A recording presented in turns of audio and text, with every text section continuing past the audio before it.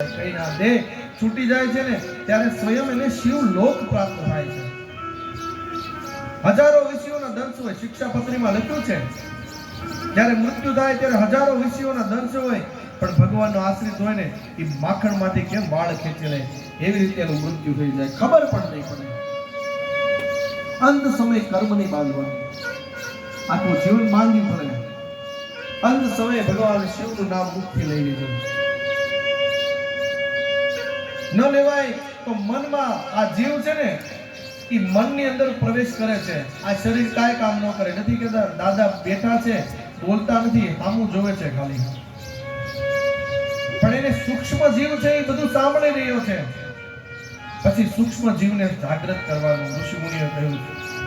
અરે ભીષ્મ દાદાને મળવા જ્યારે કૃષ્ણ ગયા ત્યારે એની પાસે ક્યાં કોઈ શક્તિ હતી? ભીષ્મ દાદા પાસે એટલા તો બાણ વાગી ગયા છે, બધું લોહી નીચે પડી ગયું છે, પણ કનૈયાને જે સૂક્ષ્મ ભાવ હતો એના દ્વારા એક દ્રષ્ટિ ખુલી હતી અને આમથી દ્વારકાધીશ કનૈયો ચાલીને આવે છે અને ત્યાં ભીષ્મ દાદાના આંખમાંથી એક આંસુ પૃથ્વી ઉપર પડ્યું.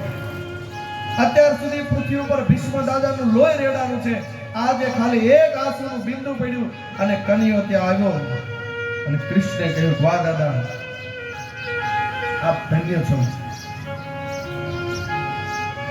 આ આંસુ તમે વેલા પાડી દીધું હોત તો આંસુ આંખમાંથી નીકળે ને આંસુ નીચે પૃથ્વી પર પડે ત્યાં તો મારો કનૈયો હાજર થઈ જાય છે. કૃષ્ણની ભક્તિ હોય ત્યાં. આમ નજર નાખી ત્યાં તો કૃષ્ણ દેખાય છે. એ આંસુ હજી પૃથ્વી પર પડે ત્યાં તો કૃષ્ણ આવી હાથમાં લઈ લીધું. દાદા, આ આંસુની બહુ કિંમત છે. જ્યારે જરૂર હતી ત્યારે તમે આંસુડા પાડ્યા નહીં. ત્યારે તમારા પુત્ર વધુની આબરૂ લૂંટાતી હતી ત્યારે તમે ખાલી એક આંસુ પાડ્યું હોત ને તો દુર્યોધનને બીજા લોકો કહે, વિચાર તો કર, દાદા તારા રડે છે, આ કર્મ કરવાનું રહેવા દે.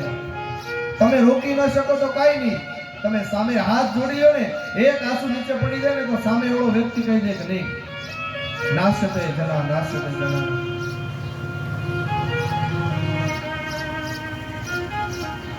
હવે તો આપણે ઘણી જગ્યાએ જોવામાં આવે, કોઈ વ્યક્તિ કાંઈક ભૂલ કરીને બોલી જાય, ઓલો ક્ષમા માંગે, હાથ જોડે, ભાઈ મારથી બોલાઈ ગયું, મારે કોઈ એવી ઈચ્છા નહોતી તમને નીચે બતાડવાની. આ કથામાં કંઈક આવતું હોય એમાં બોલાઈ જાય, ત્યાંથી જ્ઞાતિ ભેગી થઈ જાય, નહીં આને આમ કરો, આમ સજા આપો, માફી માંગે છે. અને વારંવાર જો ભૂલ કરતો હોય તો એને માફી પણ ન દેવાય. પણ દાદા, તમારે ત્યારે રુદન કરવું.